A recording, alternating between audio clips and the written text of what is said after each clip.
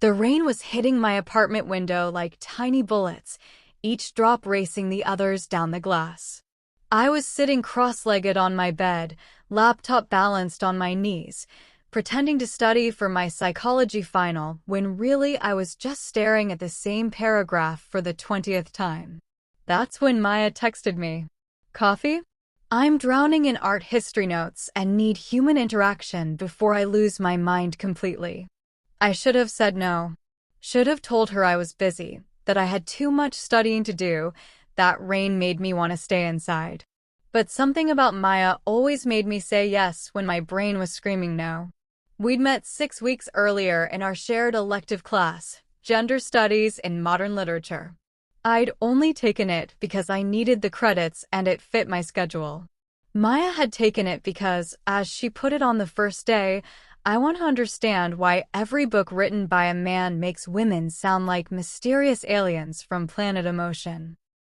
The professor had paired us together for a project on Virginia Woolf, and that's how I learned that Maya thought about everything twice as deeply as normal people.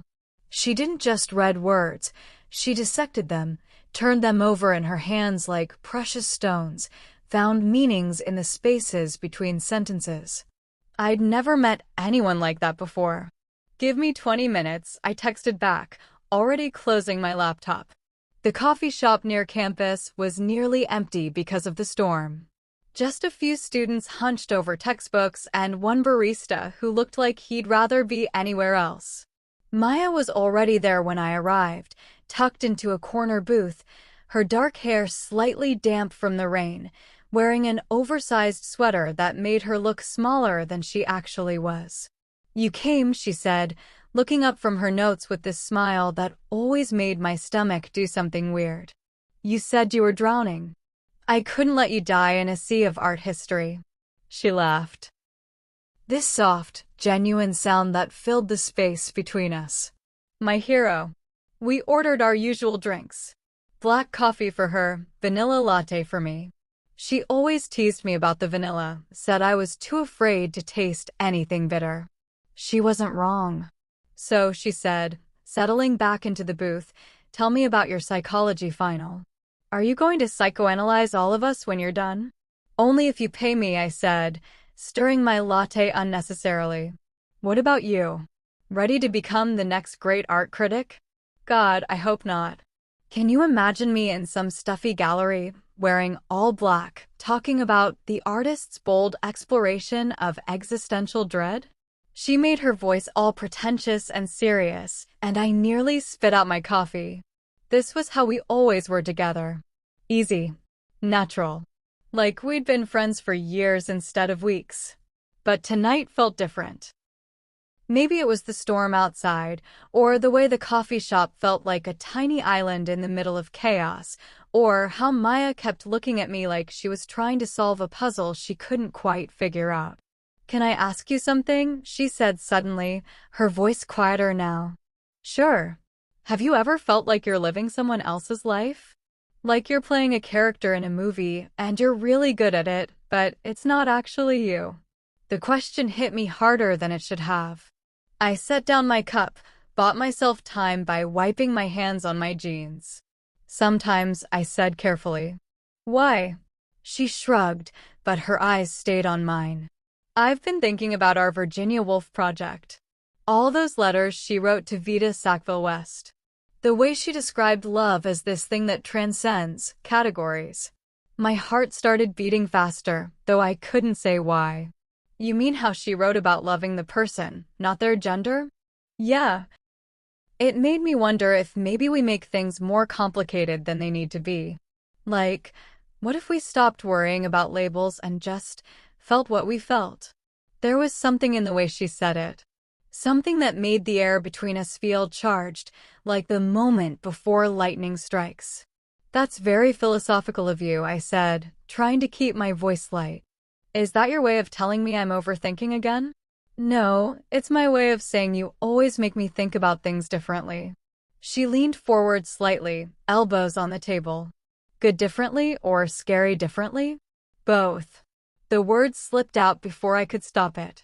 Maya's eyebrows rose just a fraction, and I felt heat creep up my neck. I should probably get going, I said quickly.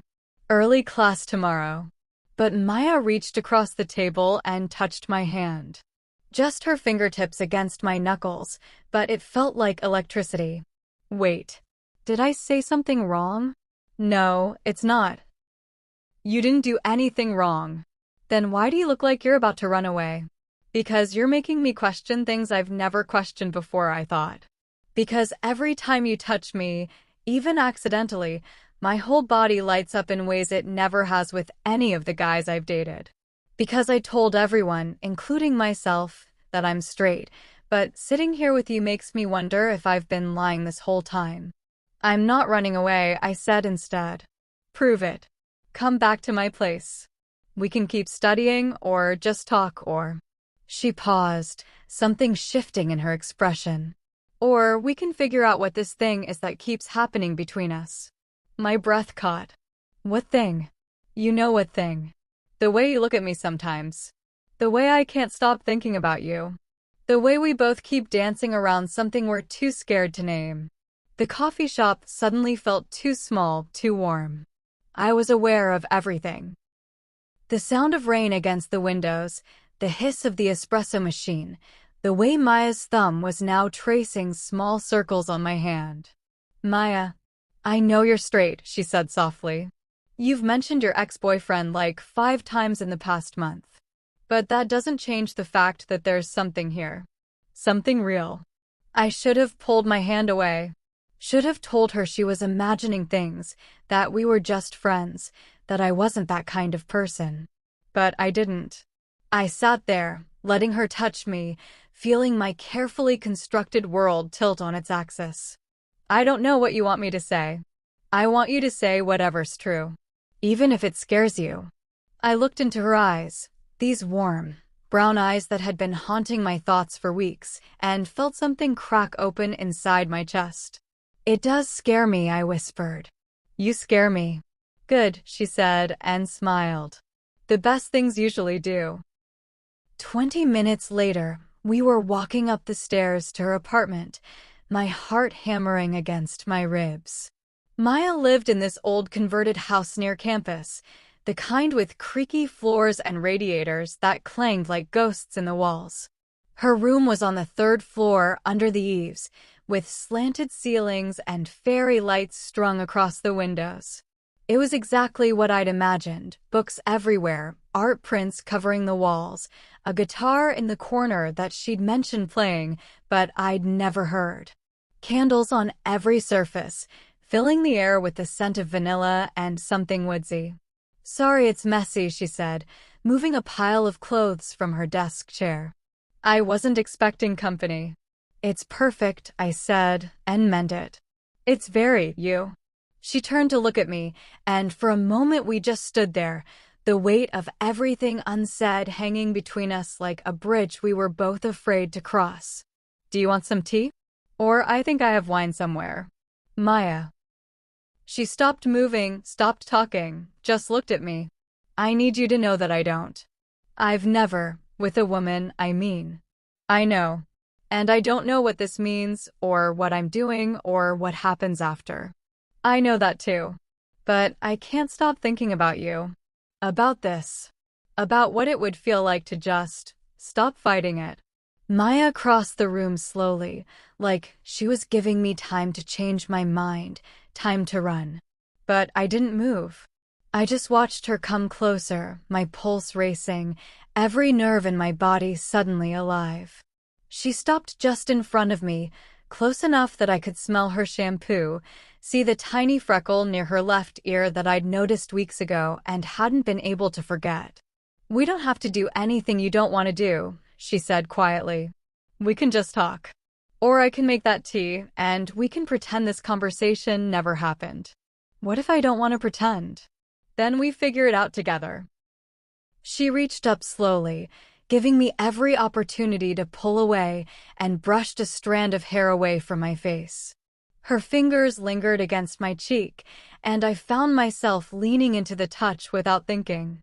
Is this okay? She whispered. I nodded, not trusting my voice. What about this? Her other hand came up to cut my face, thumbs brushing across my cheekbones. My eyes fluttered closed, and I heard myself make this small, involuntary sound that I'd never made before. And this. She leaned in, her forehead touching mine, our breath mingling in the small space between us. I could feel the warmth of her body, smell the coffee on her breath, feel the way she was trembling just slightly. Yes, I breathed. When she kissed me, it was nothing like kissing any of the boys I'd been with before. It was soft and careful and full of question marks, like she was asking permission with every small movement. Her lips were warm and tasted like coffee and something sweet, and when I kissed her back, really kissed her back, she made this small, surprised sound that sent heat shooting through my entire body. We broke apart after what felt like hours, but was probably only seconds, both of us breathing hard. Wow, I whispered. Yeah, wow. We stood there for a moment, foreheads still touching, trying to process what had just happened. I should probably tell you, Maya said, her voice shaky, that I've been wanting to do that since the day we met. Really? Really? You walked into that classroom looking lost and annoyed, and I thought, I'm going to be in so much trouble. I laughed, surprised by how right this felt, how natural. I wasn't annoyed. I was terrified. Gender studies sounded like a place where I'd have to have opinions about things I'd never thought about before. And now? Now I'm thinking about things I definitely never thought about before. Maya smiled, this slow, beautiful smile that made my knees feel weak. Good different or scary different? She asked, echoing our earlier conversation. Both, I said again. Definitely both. She took my hands in hers, and I noticed how perfectly they fit together, how right it felt to be touching her like this. We can go slow, she said. As slow as you need. I'm not going anywhere. What if I don't want to go slow? Something shifted in her expression, became more serious, more intense. Then we don't go slow. She started to step back, to give me space to think, but I didn't let her. Instead, I tightened my grip on her hands, pulled her closer. I've spent my whole life being careful, I said. Being safe. Dating the right kind of guys, saying the right things, being the person everyone expected me to be. But none of it ever felt real. None of it ever felt like this. Like what? Like coming home.